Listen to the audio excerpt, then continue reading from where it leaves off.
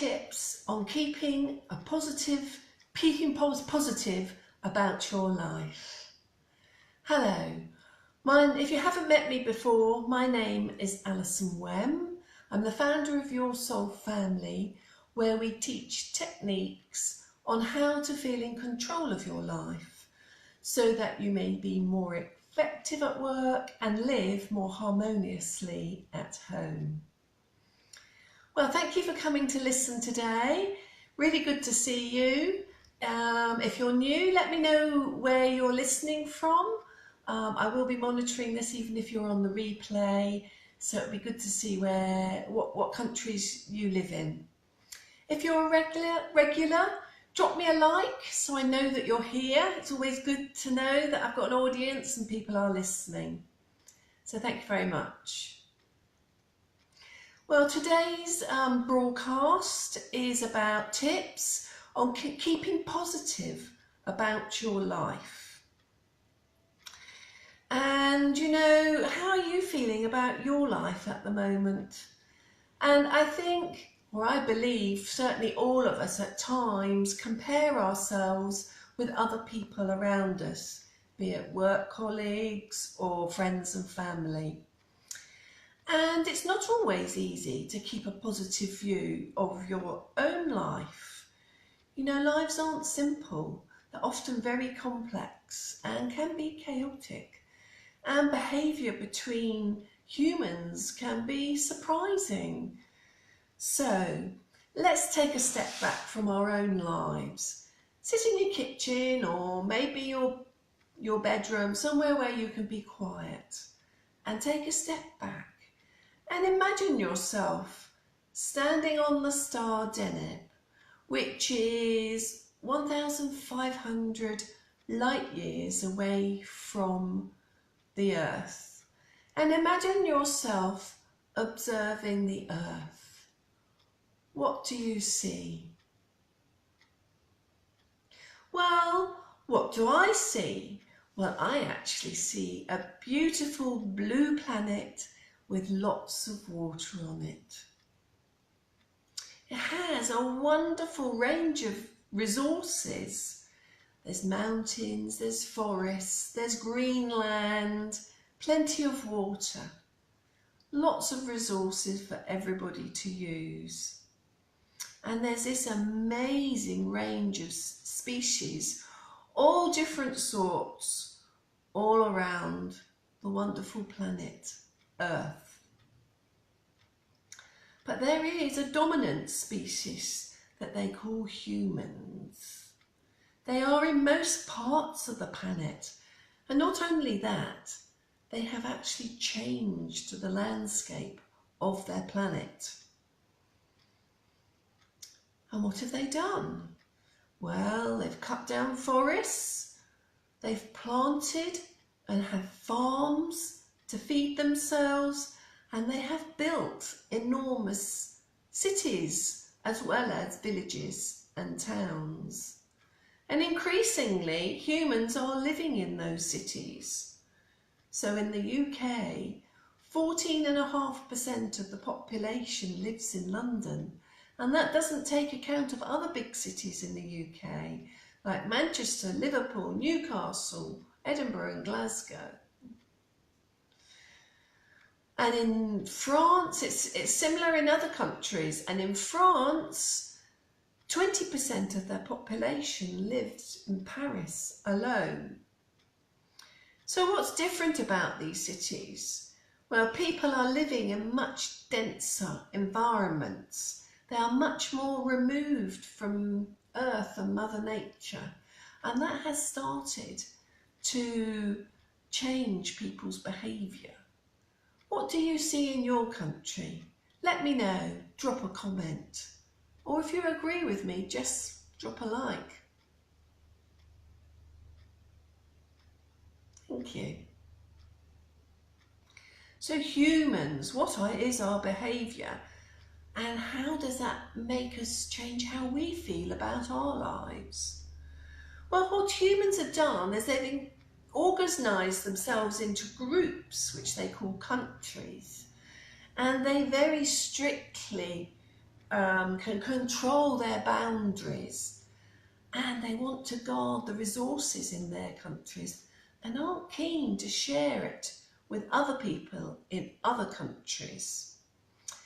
And when some people experience difficulties where they want to live and they want to migrate to another country, so maybe like people that are experiencing war in the Middle East,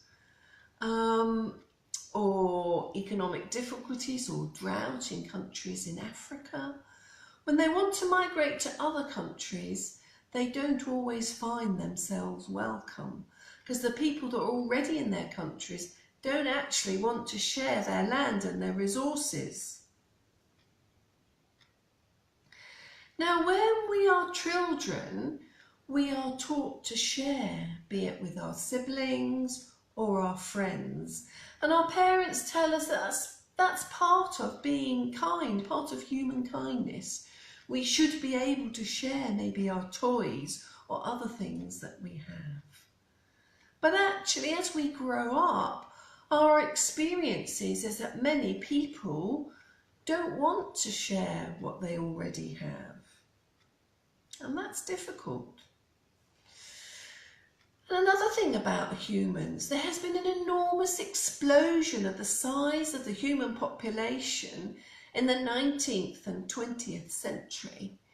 And I think that came about when food became more readily available and the standard of overall living got better. And therefore our babies and our children didn't die so often. So larger families were able to get to adult life. This has put a strain on our resources on Earth, and we've increased our consumption of gas and oil and coal. We farm more of the land, and we're living a different, far more international lifestyle. But that has brought about pollution.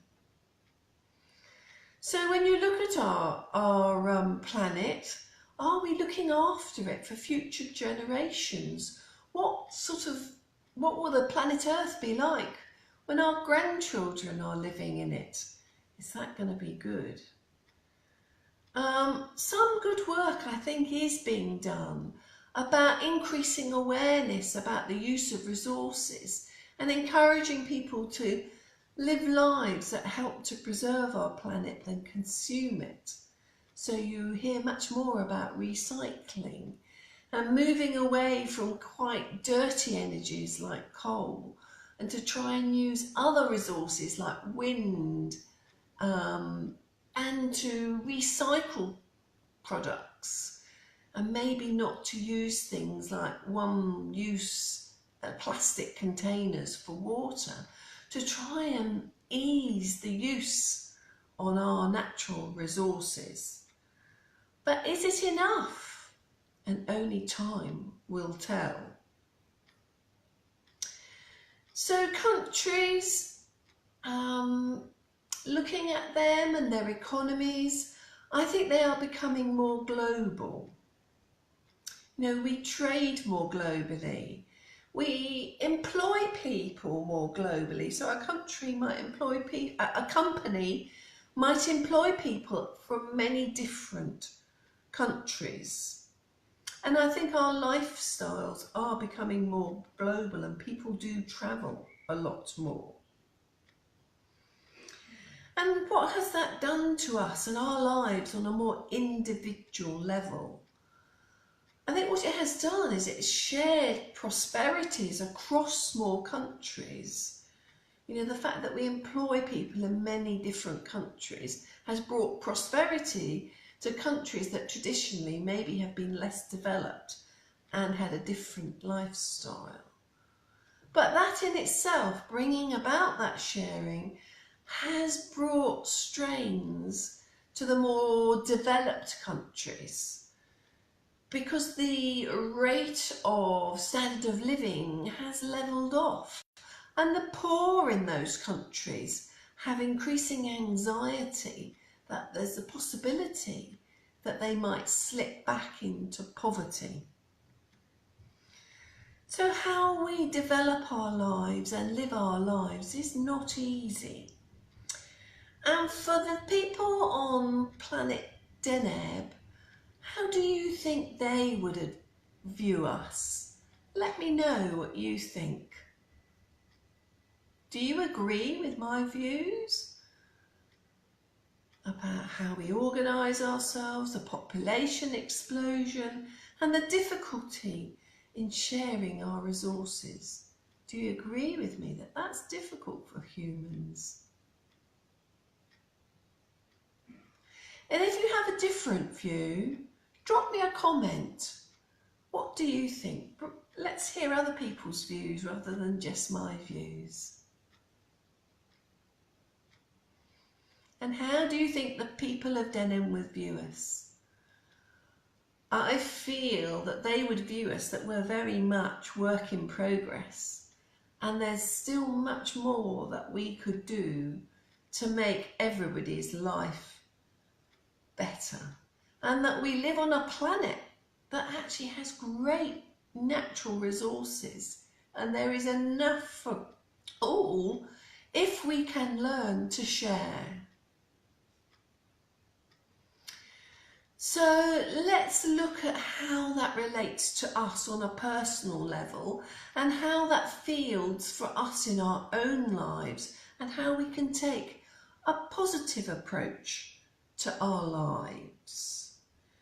And I think in looking at our lives, we shouldn't undervalue that the contribution we can each make individually. And if we can approach that in a positive way,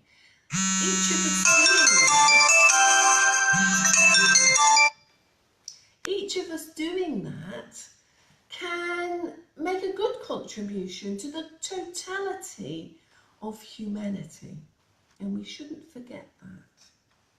So look at the 3 tips that I would advise in trying to lead a positive life. And I welcome your feedback and whether you agree with me. So the first of these is about all is not as it seems. So when you look at somebody else's life, and we all have a tendency to do that, you know, they put a very public face on their life. They're putting their best foot forward, and they want to present the best of themselves. And when you look at yourself, maybe you don't realise that. And I think in the roles of being both a coach and a medium, I think people are quite hard on themselves, and they are quite critical of themselves, especially when they're comparing themselves with other people that are putting their best foot forward for the public view of their life. And in being a coach, I have seen very successful people really struggle with their self-esteem. You know, and from the outside world, they look very confident, very in control in their lives, and very successful. But that's far from the true story. And you need to remember this when you look at your life. So my next tip would be, you know, there's no such thing as work-life balance. Now we hear a lot about that we should try to achieve work-life balance. But I would take a different perspective on that. And I would say, be passionate about what you believe in and fight for what you think is worthwhile. And both of those things will bring a lack of balance in your life, but I think they're worth it. You know, whatever your thing is, and your thing might be very different from somebody else's thing, it is worth following it, because life is about living, and it's only if you do your own thing will you live the life you want to. and enjoy the life you want to. So if you look at your life, the time in your life is a resource, and you need to choose where you want to put both your time and your energy. And it should be a choice you make, not a choice that you do because that's what your family always does, or it's tradition, or your employer says you must work 10 hours a day, or your lover says you must do something. Choose what it is that you want to do, where you want to place your energy, where it will bring you the greatest enjoyment. And that thing may be very different from someone else. It might be your priority is about you really want to start a business, and that takes enormous energy. Or you want to raise a family, and that takes a lot of effort and time and thought. Or, I don't know, what else might you be wanting to do? You might want to travel the world and see how other people live and experience many different cultures and cultures. Or you just want to support a specific cause. The thing is, I would encourage you to choose consciously rather than just let it happen. And when you choose consciously, I think you will feel much more positive about the life that you are leading. And if you don't feel positive about it, well, choose to do something different. It is within you to choose. And my final tip would be, the challenges in your life are about learning. They're about life lessons. And life lessons aren't about big houses and fast cars. They're about things like learning to listen. And my example too would be to you is I had increasingly difficult managers, and I kept thinking, what have I done to deserve this? And as my dad pointed out to me, it's because I wasn't managing my own personal boundaries, defining them and holding them. So my managers felt that they could push further into what I regarded my personal space. But when I managed up to them and taught them as to what was acceptable, then I started to get much better relationship with my managers, and I had then some wonderful managers. So if you learn your lesson, what I've experienced is the challenges that are helping you to learn those lessons no longer arrive in your life, and therefore your life becomes easier. So, and I think another aspect of acknowledging that challenges are about learning life lessons is that you then approach them differently. So like for me, I didn't approach them in the victim mode so much. I then approached my difficult managers in a much more positive approach. And I started to ask myself, what was I doing that wasn't making this work? What different approach should I take? What different behaviours should I adopt, which would give me a different and a better outcome? And that made me feel much more positive about my life. So do you agree with my tips? Let me know, drop a comment, drop a like. I will monitor this broadcast and I would welcome your views. So to summarise, the 3 tips are: all is not as you seem. Be kind to yourself. Don't compare yourself with other people's public life. The next tip is, there's no such thing as work-life balance. Follow your passion. Your life might not be balanced, but you'll be enjoying it and you'll feel very positive about it. And finally, challenges are about learning life lessons, and I believe that's what we come here to do. So that's today's broadcast, and I think it's worth remembering that we are spiritual beings living a physical life. And physical lives aren't easy. Each of us have to learn how to feed ourselves, clothe ourselves, house ourselves, and that's not always easy. And behaviour between humans can be very surprising sometimes, and we don't know why certain things happen. And people can be aggressive to you and even violent, and you're just not expecting it. So living this life isn't easy. So be kind to yourself through it. And I think enduring a picture is a little bit like having a second baby. So you'll launch yourself maybe into having a second baby. But nature makes you forget what having the first one was like. You know, whether you're the mother or your father, there's real challenges in having a baby and raising a baby. They are most enormously demanding.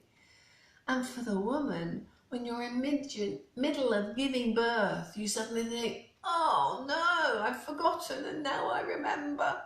And it's too late to go back on it. You just have to move forwards. But actually, when you do, and you end up with this beautiful baby, this new life in your arms, it's just wonderful. And it is really rewarding and worth it. And I think each of us that are living a physical life, living a life on this planet called Earth, it is similar. It is demanding, but it can be very rewarding. That's how I view it. What do you think? Let me know. So that's my live broadcast, Alison Wem from Your Soul Family for this week. Join me again next Wednesday, same time, 1 p.m. Greenwich Mean Time. And in the meantime, have a look at my Life and Living blog on yoursoulfamily.com. I'll drop a link against this broadcast so that you know how to find it. And if you're needing some more calmness in your life, download my free soul map templates and just colour them for calmness. And with calmness, life will become easier. Thank you very much. See you next week. Alison Wem, Your Soul Family.